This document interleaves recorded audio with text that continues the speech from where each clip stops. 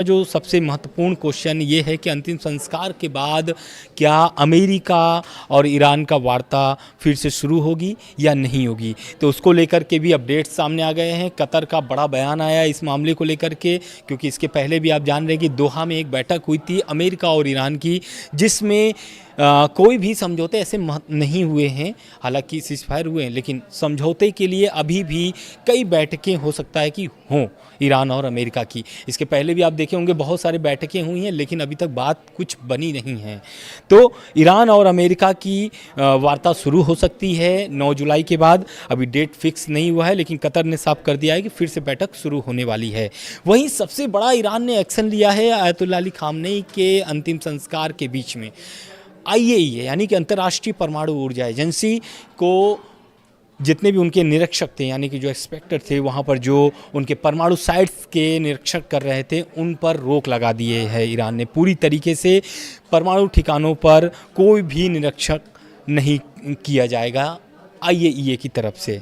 और सबसे बड़ा सवाल ये है कि IAEA अब इस पर क्या एक्शन लेगा, क्योंकि इसके पहले भी आपको पता है कि जब जून में हमला हुआ था, पिछले साल जून में हमला हुआ था, तब से ईरान ने IAEA पर एक्शन शुरू कर दिया है। और यही कारण है कि उस बीच भी जब हमले शुरू हो गए थे, हमले के बाद IAEA को बाहर की रास्ता दिखा दिया गया था। और यही कारण है कि IAEA ने भी बहुत सारे ऐसे दावे कर दिए थे जिसको लेकर के ईरान नाराज़ हो गया था, जिसमें एक बड़ा ये भी दावा था कि जो IAEA के चीफ थे, उन्होंने ये दावा कर दिया था कि ईरान जो है कि बहुत जल्द परमाणु बम बना सकता है। और उधर ईरान की तरफ से पलटवार आया था, और ईरान ने पलटवार करके बयान में ये कहा था कि ईरान जो है कि कभी भी परमाणु बम नहीं बनाएगा। और आयतुल्लाह अली खामनेई भी यही चाहते थे कि ईरान कभी परमाणु बम न बनाए। और जो खामनेई साहब का जो आखिरी बयान था, या फिर हम कह लें दूसरा आखिरी बयान था, वो यही था कि ईरान के लिए सबसे बड़ा जो सबसे शक्तिशाली चीज़ है वो है ईरान की जनता। अगर ईरान की जनता एकजुट हो जाती है तो कोई भी देश, या फिर अमेरिका या इजराइल, कोई भी उन पर आँख नहीं दिखा सकता है। साथ में एक बड़ा अपडेट्स ये भी सामने आ रहा है कि जो IRGC है, जो अभी फ़िलहाल में मुस्तफ़ा खामनेई के नेतृत्व में चल रहा है, उनके जो एयरोस्पेस फोर्स के चीफ माजिद मौसवी शनिवार को तेहरान में खामनेई के ताबूत के पास श्रद्धांजलि देते हुए नजर आए हैं। मौसवी लंबे समय के बाद सार्वजनिक रूप से दिखाई दिए हैं, क्योंकि जब से युद्ध चल रहा है तब से वो अंडरग्राउंड थे, लेकिन मुस्तफ़ा अली खामनेई साहब को श्रद्धांजलि देने के लिए वो तेहरान पहुंचे हुए हैं।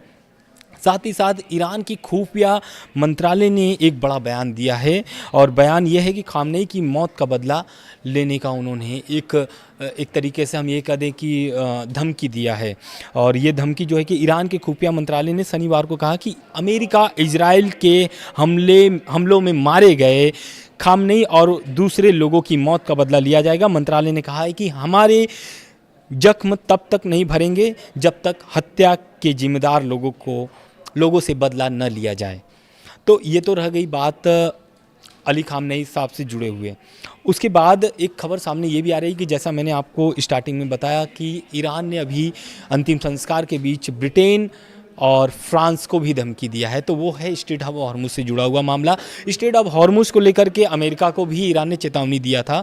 यही दिया था कि जिस रास्ते की अनुमति ईरान की तरफ से दी गई है, उस रास्ते पर ही उनके जहाज़ गुजरने चाहिए, नहीं तो उस पर बड़ा एक्शन IRGC की तरफ से किया जा सकता है।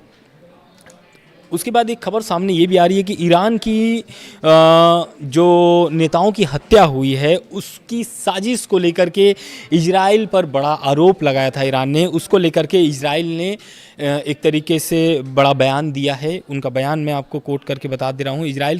पहले तो इजराइल की जो PM ऑफिस ने द न्यूयॉर्क टाइम्स के उस रिपोर्ट को खारिज कर दिया है, जिसमें दावा किया गया था कि अमेरिका को आशंका थी कि इजराइल ईरान के वार्ताकारों की हत्या की कोशिश कर सकता है। वार्ताकारी यानी जो पहले जो बैठक हो चुकी है, जिसमें ईरान के बड़े लीडर्स शामिल हुए थे, और उसमें अब्बास अराक्ची भी बहुत सारे बैठकों में शामिल हुए थे, जो ईरान के विदेश मंत्री हैं। उसको लेकर के बड़ा एक तरीके से बयान